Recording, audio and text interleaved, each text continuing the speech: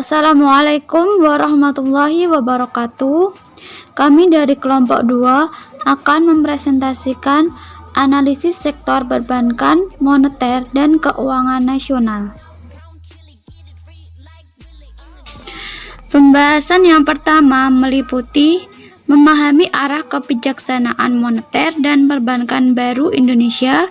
Kedua, mekanisme kebijakan moneter dalam suatu perekonomian kredit atau utang. Ketiga, perbankan nasional dalam era otonomi daerah dan liberasi ekonomi. Keempat, peran sektor keuangan Indonesia terhadap sektor real. 5. Peranan perbankan bagi dunia usaha menjelang dan pasca 2004. Keenam, peran kredit perbankan mengkhawatirkan. Ketujuh, kebijaksanaan keuangan sektor UKM sebelum krisis perekonomian. Kedelapan, telaah krisis terhadap kredit UKM dan kredit konsumsi. 9. Kebijaksanaan kredit dan tingkat bunga yang memihak sektor UKM dan kredit konsumsi. 10. Dilema kebijaksanaan tingkat bunga rendah. 11. Membangun lembaga keuangan masyarakat yang mandiri. 12. Syariatkan perbankan syariah. 13. Mengkritisi euforia obligasi dalam perekonomian Indonesia. Terakhir, kontroversi Badan Penyihatan Perbankan Nasional atau BPPN. Memahami arah kebijaksanaan moneter dan perbankan baru Indonesia. Dari sisi ekonomi, ada hal menarik selama periode tahun 2004 lalu, meskipun ada banyak peristiwa besar yang terjadi, misalnya bencana alam tsunami. Namun, kondisi makroekonomi negara masih tetap stabil. Bank Indonesia sejak awal tahun 2004 lalu telah memperkenalkan kepada publik dan sektor perbankan bahwa akan dilaksanakan kebijakan pengembangan sistem perbankan Indonesia secara profesional melalui penerapan strategi yang disebut Arsitektur Perbankan Indonesia atau API.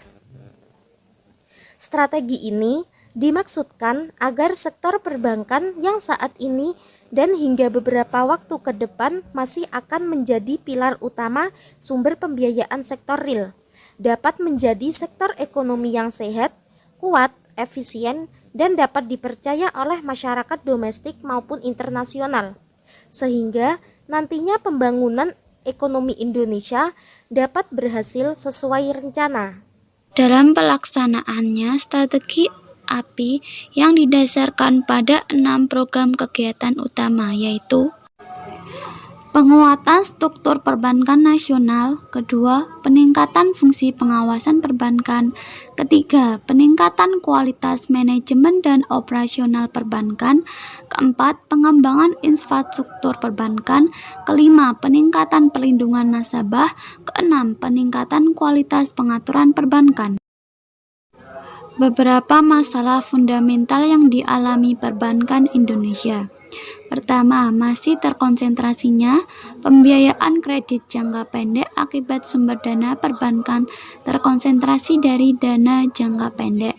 Kedua, fungsi intermediasi perbankan masih lemah akibat kurangnya informasi debitur yang terpercaya. Ketiga, besarnya saingan dari produk-produk non-bank seperti obligasi, reksadana, atau asuransi. Dan terakhir, masih sulitnya perbankan menjaga kepercayaan.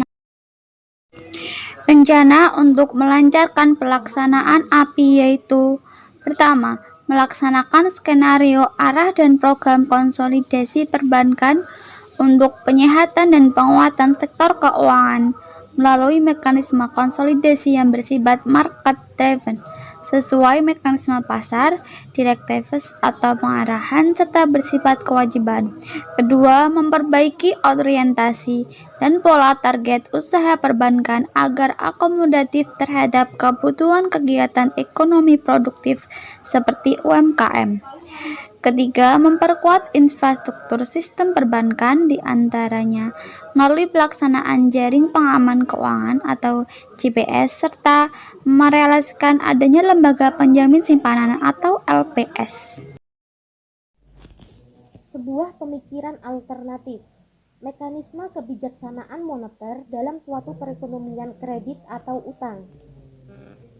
Para ahli menerangkan bahwa dalam kenyataannya ada negara perekonomiannya didominasi oleh besarnya peranan kredit yang bersumber dari sektor perbankan, dan ada pula negara yang perekonomiannya didominasi oleh besarnya peranan uang atau aset keuangan lain, seperti surat-surat berharga yang diperjualbelikan dalam pasar uang atau modal. Dihipotesiskan oleh mereka bahwa suatu perekonomian yang berbasis pada kredit perbankan, negara tersebut dikategorikan sebagai negara dengan sistem perekonomian utang atau kredit ekonomi. Sedangkan negara yang perekonomiannya berbasis pada uang dan pasar modal, maka negara tersebut dikategorikan sebagai negara dengan sistem perekonomian pasar uang atau finansial ekonomi. Bagi mereka, memilih apalagi melaksanakan kebijaksanaan moneter oleh bank sentral yang tidak mempertimbangkan kondisi sistem ekonomi negara yang berlaku, maka akan berimplikasi buruk bagi perekonomian negara yang bersangkutan. Di antaranya, akan sulit terrealisasinya tujuan kebijaksanaan moneter yang direncanakan, sehingga akan membuat fatal berbagai kegiatan ekonomi umumnya. Secara umum, berikut ini dijelaskan beberapa indikator yang dapat menunjukkan suatu negara yang dapat dikategorikan sebagai sebuah perekonomian dengan sistem utang atau kredit. Yang pertama yaitu perekonomian utang ditunjukkan sebagai suatu sistem keuangan di mana dominannya sumber pembiayaan bagi para pelaku ekonomi dari kredit bank dibanding dengan sistem pembiayaan langsung. Sebagai akibat dari masih kurang dan lemahnya peranan pasar uang atau modal. Hal ini ditunjukkan melalui indikator tingkat intermediasi keuangan berupa besarnya rasio antara kredit terhadap seluruh sumber pembiayaan. Di Indonesia ini, rasio berkisar antara 97-99%. Selebihnya berarti rasio indikator peranan pasar uang dan pasar modal.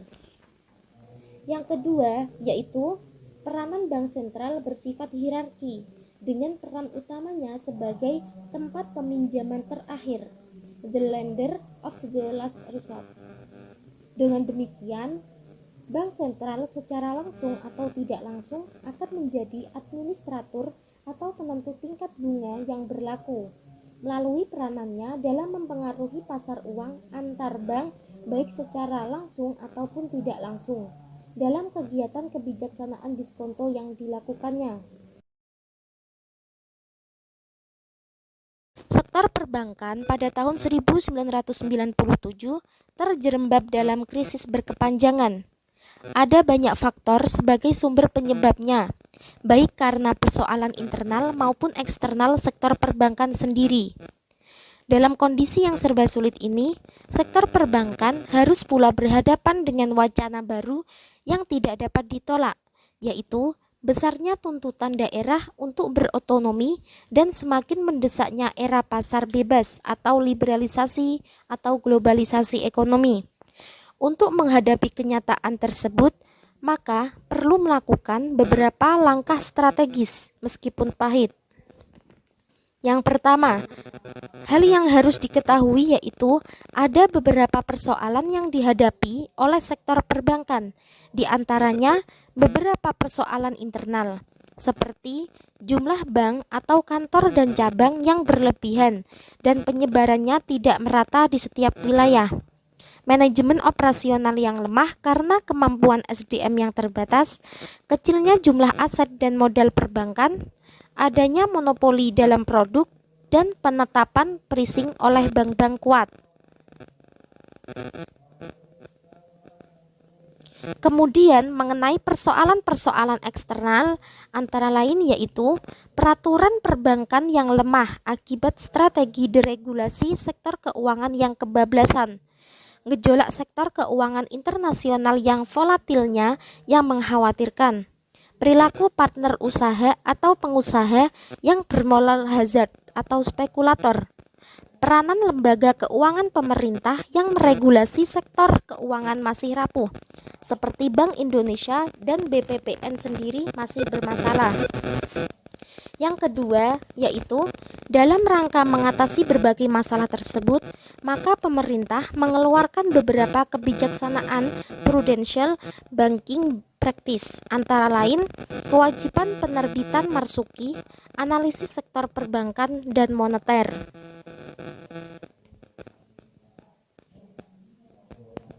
Yang ketiga, yaitu banyak pengamat merasa optimis bahwa dengan otonomisasi dan globalisasi perekonomian akan menjadi lokomotif yang dapat menarik gerbong sektor perbankan untuk maju dan berkembang. Namun, bagi kelompok lain, kondisi-kondisi tersebut dianggap sulit dapat direalisasikan. Dari kedua pandangan tersebut, berarti ada sejumlah hal yang harus diperhatikan para pelaku di sektor perbankan, seperti kendala, rintangan, dan peluang yang akan dan harus dihadapi sektor perbankan Indonesia umumnya dan di daerah khususnya.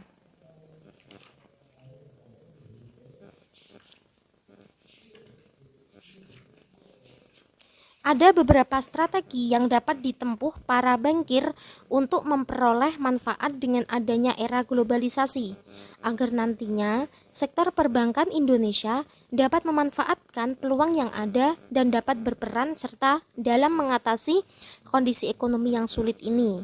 Yang pertama, perlu melakukan reorientasi tentang usaha yang hendak dikelola sektor perbankan. Selanjutnya, melakukan restrukturasi di bidang organisasi maupun keuangannya. Di bidang organisasi, perlu dirancang organisasi manajemen yang profesional, seperti pemisahan pemilik dan pengelola usaha, usaha yang berlandaskan pada etika bisnis profesional yang universal. Sehubungan dengan restrukturasi keuangan, para bankir tidak boleh lagi mentolerir model-model berusaha seperti masa lampau yang bermodalkan kata balance atau KKN, korupsi, kolusi, dan nepotisme, ataupun dana nasabah saja, tetapi harus berdasarkan pada modal internal mereka dan kecerdasan melakukan rekayasa keuangan secara profesional. Bankir juga harus melakukan aliansi usaha, baik secara strategis maupun kompetitif. Peran sektor keuangan Indonesia terhadap sektor real. Sesuai dengan peraturan dan data tentang sektor keuangan, lembaga keuangan di Indonesia memainkan fungsi dalam pembangunan, terdiri dari dua sektor keuangan, yaitu Selanjutnya, peran sektor keuangan Indonesia terhadap sektor real. Sektor perbankan ada bank umum dan BPR. Sektor non-perbankan ada asuransi, jiwa, umum, reasuransi, dan asuransi sosial.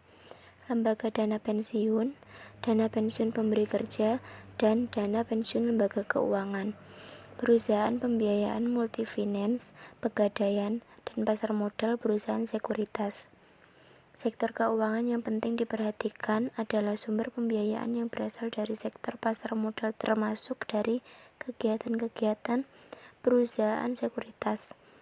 Memperhatikan keadaan peranan sektor keuangan yang masih timpang dan bermasalah tersebut, maka ke depan tampaknya perlu dicarikan cara, terutama oleh pihak yang khusus ditugasi menangani persoalan-persoalan yang dihadapi sektor keuangan yang ada.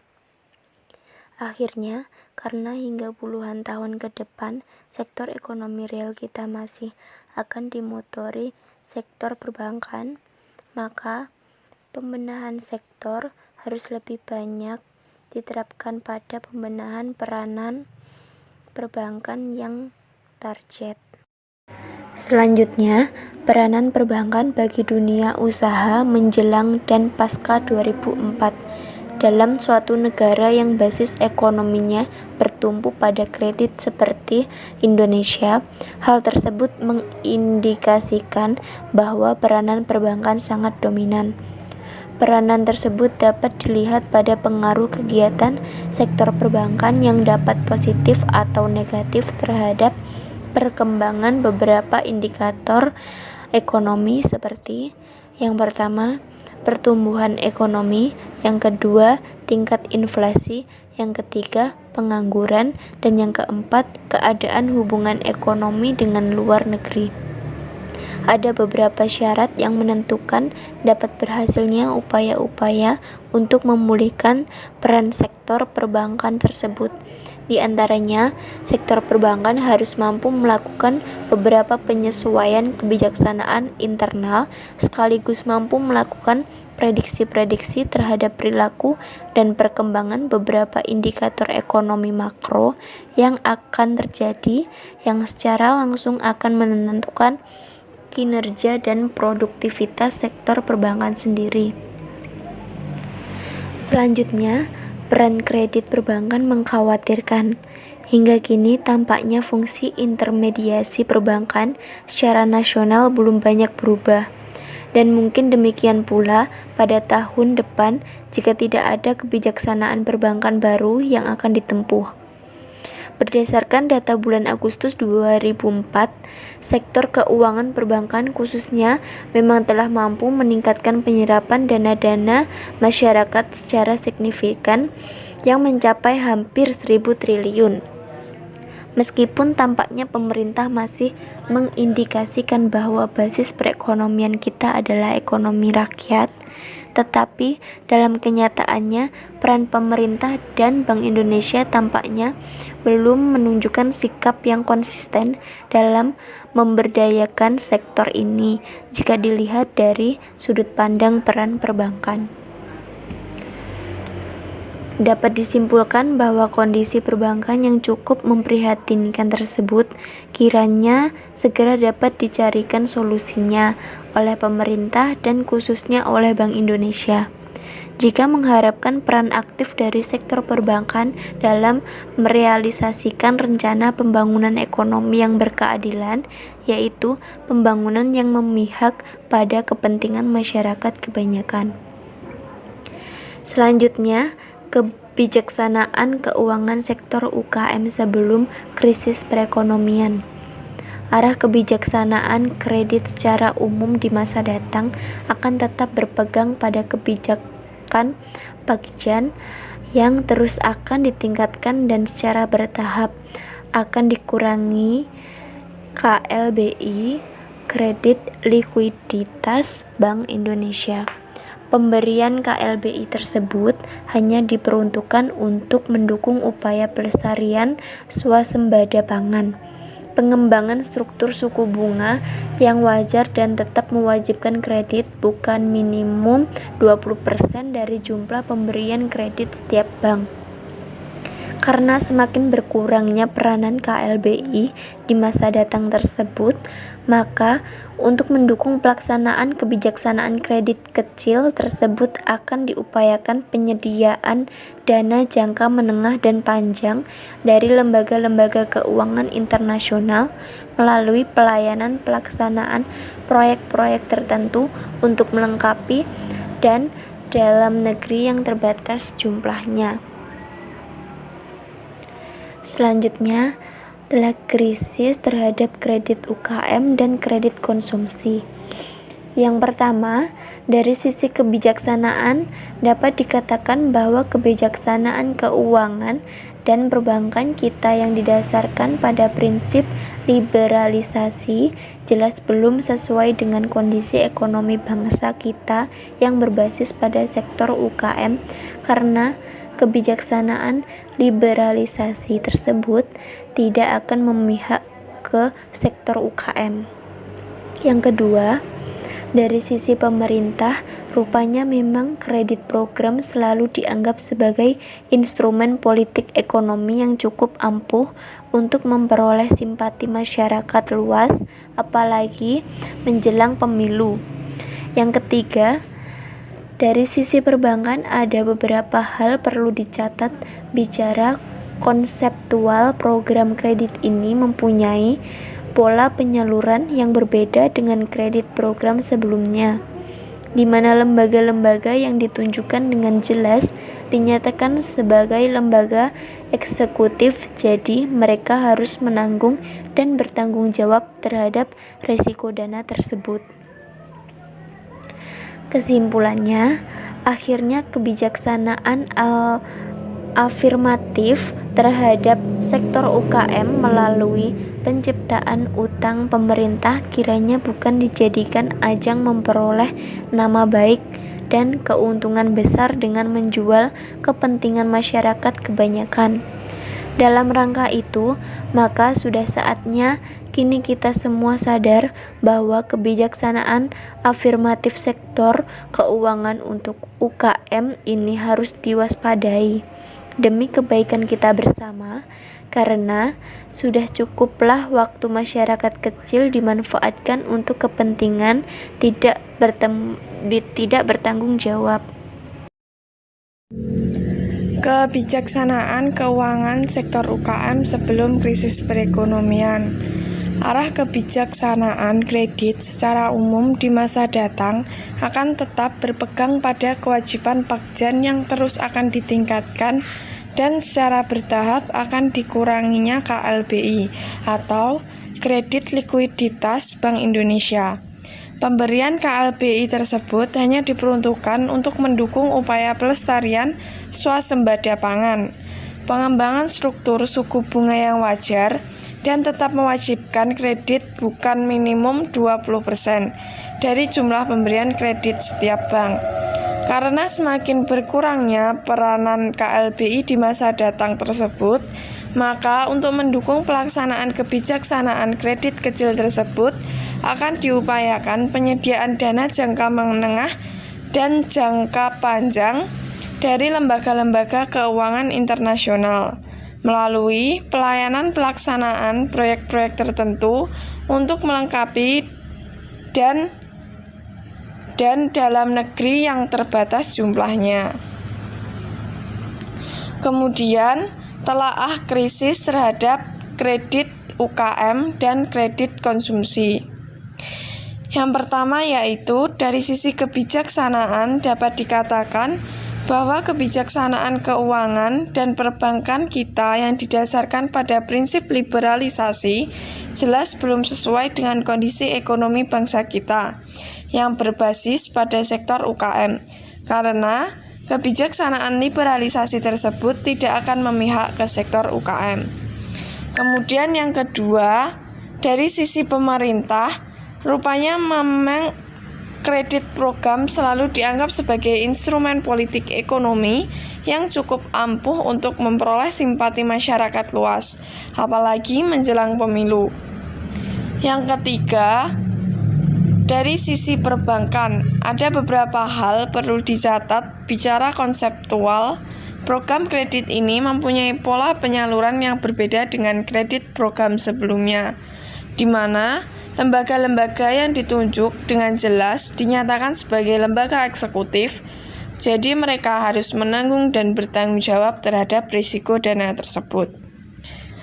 Dapat ditarik kesimpulan, akhirnya kebijaksanaan afirmatif terhadap sektor UKM melalui penciptaan utang pemerintah kiranya bukan dijadikan ajang memperoleh nama baik dan keuntungan besar dengan menjual kepentingan masyarakat kebanyakan. Dalam rangka itu, maka sudah saatnya kini kita semua sadar bahwa kebijaksanaan afirmatif sektor keuangan untuk UKM ini harus diwaspadai demi kebaikan kita bersama, karena sudah cukuplah waktu masyarakat kecil dimanfaatkan untuk kepentingan tidak bertanggung jawab. Kebijaksanaan kredit dan tingkat bunga yang memihak sektor UMKM. Memberdayakan sektor UMKM memang bukan hanya tergantung pada masalah aksesibilitas sektor ini. Kelembagaan keuangan terutama perbankan dalam hal permodalan. Hal tersebut diyakini oleh beberapa pihak bahwa keterbatasan akses permodalan tersebut cukup signifikan menentukan dapat tumbuh atau berlanjutnya kegiatan sektor UMKM. Mungkin dalam kerangka pemikiran inilah yang menjadi dasar pemikiran pemerintah, sehingga berharap atau menghimbau agar perbankan dapat memberi sedikit kemudahan terhadap sektor ini untuk memperoleh dana usaha. Caranya dengan menyalurkan kredit dan menurunkan tingkat suku bunga yang dikenakan untuk sektor ini. Tetapi saat ini kebijakan kredit dan suku bunga belum sesuai dengan apa yang diharapkan, sehingga untuk kedepannya diperlukan penyusunan strategi kebijakan yang lebih adaptable bagi berbagai pihak. Yang pertama, dari sisi pemerintah, pusat dan daerah, kebijakan kredit dan suku bunga bersubsidi perlu dilanjutkan, tetapi harus ditempuh dengan cara lebih transparan dan jelas pemihaknya ke sektor UMKM. Kedua, jika hal tersebut dapat dibuat dan tersedia, maka berarti sektor perbankan mempunyai informasi yang mempunyai nilai ekonomis tinggi yang selanjutnya dapat dijadikan acuan untuk menyalurkan kredit ke sektor-sektor UMKM target. Ketiga, bagi sektor UMKM adalah merupakan keharusan untuk membenahi diri mereka agar selalu berusaha untuk memperbaiki kondisi usahanya, baik dalam hal pembenahan organisasi dan manajemen, SDM, dan kegiatan usaha yang relevan dengan kebutuhan pasar. Dilema kebijaksanaan tingkat bunga rendah. Salah satu indikasi yang dapat menunjukkan membaiknya kondisi moneter dan keuangan suatu negara adalah jika semakin rendahnya tingkat suku bunga. Namun, realitanya di Indonesia justru menimbulkan polemik. Penurunan suku bunga SBI oleh Bank Indonesia dimaksudkan sebagai sinyal bagi sektor perbankan agar suku bunga pinjaman dapat diturunkan, yang nantinya diharapkan berdampak positif terhadap sektor real, yaitu kegiatan investasi sektor swasta dapat meningkat. Menurunnya tingkat pengangguran mendorong tingkat produk ekspor dan semakin membaiknya posisi nilai tukar rupiah. Ringkasnya, diharapkan bahwa kebijaksanaan tingkat bunga rendah tersebut akan berimplikasi pada meningkatnya kesejahteraan ekonomi masyarakat. Dari sisi Bank Indonesia yang merupakan lembaga utama pengemban amanat pelaksanaan kebijakan moneter dan keuangan, menganggap bahwa penurunan suku bunga indikator SBI tentu saja didasarkan pada alasan dan perhitungan logis. Di antaranya karena alasan membaiknya tren berupa indikator ekonomi makro seperti posisi nilai tukar, tingkat inflasi, pertumbuhan ekonomi, serta kondisi kegiatan ekonomi masyarakat yang membaik. Faktor-faktor yang menyebabkan tidak mudahnya perbankan melakukan penyesuaian seketika terhadap tingkat bunga kredit. Biaya dana yang masih tinggi, demikian pula dengan resiko premium yang terdiri dari pembayaran kewajiban minimum serta biaya jaminan lainnya, biaya operasional market, serta keuntungan yang diharapkan, masih adanya traumatic experience dari pengalaman perbankan saat krisis, sehingga mereka cenderung melakukan sikap overprudential, yakni sikap berhati-hati yang berlebihan. Membangun lembaga keuangan masyarakat yang mandiri. Karena masih kurangnya perhatian dari lembaga-lembaga keuangan perbankan papan atas, baik milik pemerintah maupun swasta untuk mengembangkan dan memberdayakan secara sungguh-sungguh sektor ekonomi tradisional atau lemah, maka perlu kiranya pemerintah daerah menyadari, merencanakan, kemudian meyakini perlunya ada lembaga perbankan daerah yang mandiri yang dibangun berdasarkan strategi-strategi yang realistis dan dapat dilaksanakan. Tujuannya untuk tercipta kepercayaan masyarakat daerah dan khususnya sektor ekonomi lemah atas terjaminnya dana untuk membiayai setiap kegiatan usaha ekonomi yang mereka akan lakukan yang bersumber dari wilayah atau daerah mereka sendiri. Kemudian pada dasarnya hanya ada dua kelompok besar lembaga keuangan atau perbankan yang diharapkan secara cepat dan keempat, bersinambungan yang menjamin adanya lembaga keuangan yang bersifat mandiri di suatu wilayah atau daerah, yakni BPD serta BPR, karena lembaga-lembaga keuangan tersebut lahir dan dikembangkan atas semangat kedaerahan guna terlaksanakannya kegiatan pembangunan di wilayah atau di daerah tertentu. Syariatkan perbankan syariah. Perbankan berbasis syariah merupakan eksistensinya di Indonesia sejak tahun 1983 dan secara formal diizinkan beroperasi dalam pengertian yang sebenarnya semenjak diterbitkannya UU nomor 10 tahun 1998 dan UU nomor 23 tahun 1999. Dan jika hal tersebut berjalan mulus, maka diperkirakan pangsa pasar lembaga keuangan ini dalam struktur lembaga keuangan kita akan meningkat mencapai 3% dalam 2 tahun ke depan, yang saat ini baru hanya 0,62%. Selain itu, terdapat pula masyarakat yang menolak dan menentang mengenai perbankan berbasis syariah ini. Ia berpendapat bahwa sistem perbankan syariah selama dalam praktik bisnisnya dikoordinasi oleh bank sentral yang mendasarkan kegiatan dan pengaturannya. Misalnya pada jumlah uang yang bersumber dari sistem pengkreditan, perbankan atau melalui kebijaksanaan tingkat suku bunga. Maka berarti perbankan syariah telah menjadi bagian integral dari sistem perbankan yang sifatnya adalah ribawi. Sebagian masyarakat sudah mulai percaya bahwa perekonomian Indonesia telah menunjukkan arah perkembangan. Dilihat dari nilai tukar rupiah terhadap dolar yang terlampau aman, kemudian laju inflasi menurun, semakin baiknya posisi neraca pembayaran dan cadangan devisa negara, lalu nilai ekspor non-migas semakin memiliki keuntungan dan pasar keuangan dalam negeri diminati oleh pemodal asing. Perekonomian nasional mencapai keadaan necessary condition, namun sayangnya belum mencapai keadaan sufficient condition. Dalam perspektif ekonomi mikro seperti pengangguran masih banyak, pergerakan ekonomi hanya bertumbuh pada konsumsi bukan investasi, lalu belum membaiknya kondisi kesejahteraan masyarakat tercermin bahwa pendapatan per kapita masih rendah. Kebijakan tersebut memberikan peluang bagi perbankan yang kurang bertanggung jawab untuk melakukan kegiatan yang tidak legal, yang mengakibatkan fungsi intermediasi perbankan sebagai penggerak sektor penyaluran kredit kurang berkembang karena berspekulasi dengan aset keuangan seperti dampak nilai LDR perbankan secara nasional yang masih rendah, yaitu berkisar 40 yang seharusnya 70-80%. Pesatnya perilaku berspekulasi para pelaku ekonomi, khususnya perbankan, terhadap aset keuangan dimulai karena kebijaksanaan deregulasi dengan dekornya instrumen SBI dan setelah adanya kebijaksanaan rekapitulasi perbankan pada tahun 1998 dengan dikeluarkannya kebijaksanaan bagi 11 bank yang bermasalah.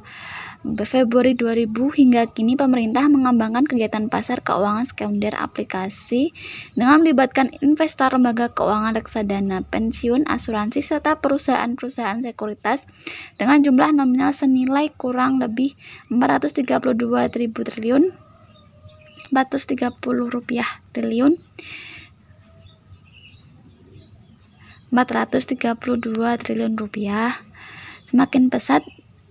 Kegiatan itu semakin pesat dirasa memiliki keuntungan bagi setiap transaksinya.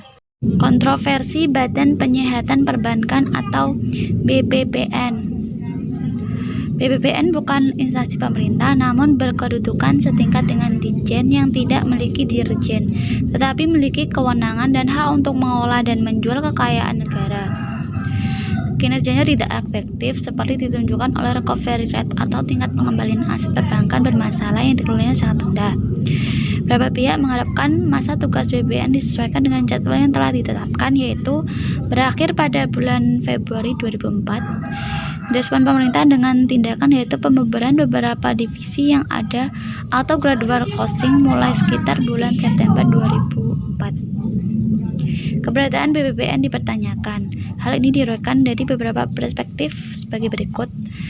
Pertama, akuntansi. Dari pemerintah sendiri, personal kinerja BPPN seperti dinyatakan oleh BPK karena beranggapan siapapun yang melakukan audit terhadap BPPN hasilnya akan memberikan pendapat atau menyatakan disclaimer dikarenakan ketidakjelasan konsep atau status BPPN. GBK menganggap BPPN adalah lembaga ekonomi yang tidak lazim karena terbentuk disebabkan keadanya krisis dan sifatnya sementara.